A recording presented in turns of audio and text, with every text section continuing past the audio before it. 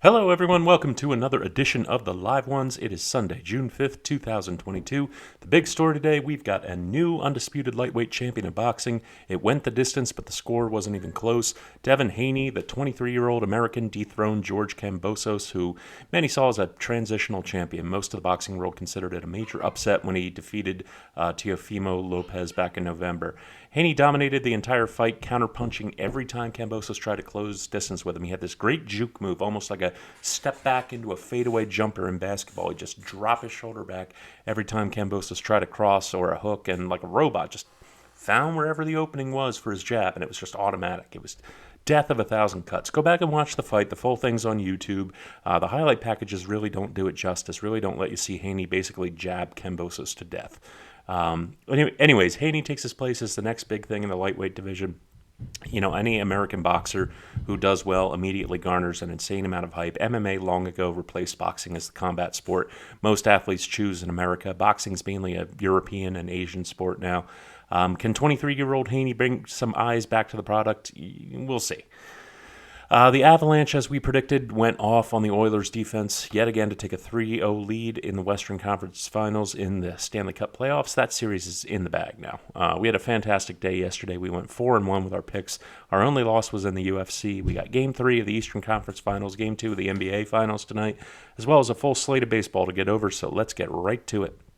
And we're going to start with Game 2 of the NBA Finals. Game 1 gave fans a bit of everything. They had an absolute dominant performance in the third quarter from the Warriors, followed by a stunning comeback from the Boston Celtics in the fourth, as the Warriors just basically put all the wrong personnel out. A really odd bit of coaching from Steve Kerr, I thought. The Celtics put everyone on notice with the series opening win, and now the pressure is on them to follow up as the Warriors look to get their first win in the series tonight. But can they do it? They've been completely inconsistent the entire postseason, even as they've advanced to the finals. Steve Kerr's Warriors are 16-8 against the spread as favorites after a loss in the playoffs. Essentially, you have to step back and ask yourself if you think the Warriors are going to get swept at home to open the playoffs, to open the NBA Finals. Boston was outplayed for three quarters, but played a great fourth quarter to steal the win. Teams in this spot, are 47-34 against the spread in Game 2 as a home favorite after a loss in the playoffs. The Warriors have jumped out in front early all postseason. They put teams on their heels. I think they're going to do it again. I'm taking the Warriors in the first half, minus 2.5 points.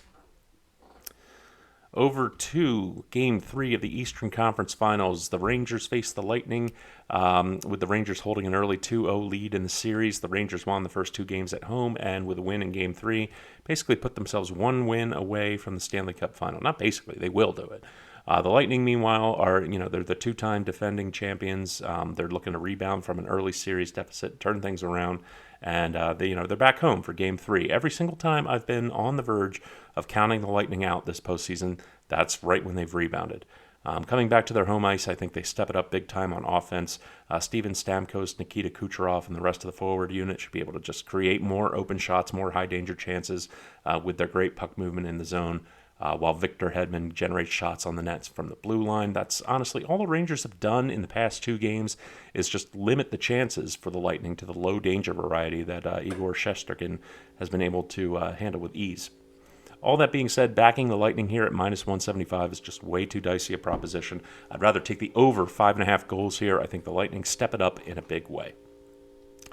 Over to baseball, early afternoon game, Phillies-Angels. The Angels have now lost 10 straight games, and they're looking to get back in the win column and avoid a sweep at the hands of the Phillies. Patrick Sandoval looks to be the stopper for the Angels as Kyle Gibson takes the hill for the Phillies in the final game of this three-game set. These are just very favorable matchups for both pitchers. The Angels' offense seems to be in a considerable slide. They've just gotten 5 runs over the past 5 games. They've been particularly struggling against right-handed pitching on the road ever since they lost that punch from Anthony Rendon. Right-hander Kyle Gibson will make the home start for the Phillies, and he's really enjoyed pitching at Citizens Bank Park this season. 30 1/3 innings, he's posted a 2.37 ERA at home. Additionally, he hasn't surrendered more than 2 runs in any home start this season. This guy has been just such a great pickup ever since the Phillies got him at the trade deadline last year. The Phillies, the last two games notwithstanding, have been really struggling to hit from the right side of the plate. The offense has largely been carried by Bryce Harper and Kyle Schwarber from the left side. Everything about this game, including the early afternoon start time, screams a low total for me. I'm taking the under 8.5 runs. So, mid-afternoon game, 4 o'clock start time here on the East Coast. Red Sox and the Athletics. The Athletics just continue to struggle with their offense. They got the dead last offense in baseball. Right-hander Frankie Montas knows that all too well. He's scheduled to take the mound against the visiting Red Sox this afternoon, hoping to prevent the A's from getting swept in their second straight 3-game series and the 5th time overall this season. Oakland was shut out for the 7th time this season yesterday in an 8-0 loss to the Red Sox, who have won 3 in a row now. The A's are an MLB worst 7-22 at home. That is just like, you should just start calling them the Las Vegas A's at this point. They hate Oakland. They want out of there in the worst way. I think their fans feel the same way.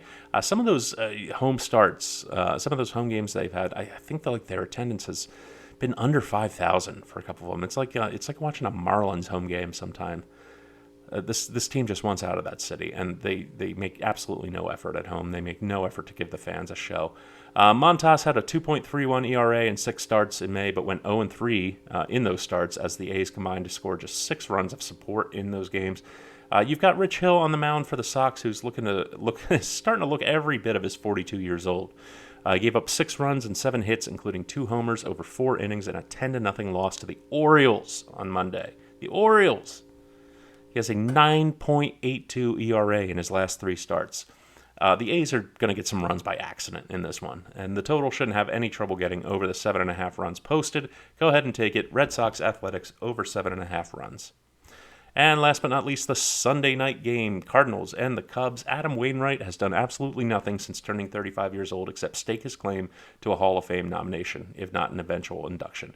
5 years ago, you would have said of him, Cardinals all-time great, probably the best Cardinals pitcher since Bob Gibson. Hall of very good, but not Hall of Fame. Well, this man is not going quietly into the good night. His ERA just keeps getting better and better every single year from age 35 to age 40, and his career wins above replacement is now 46.2, which puts him comfortably among other Hall of Fame pitchers like Satchel Paige, Jack Morris, and Dizzy Dean.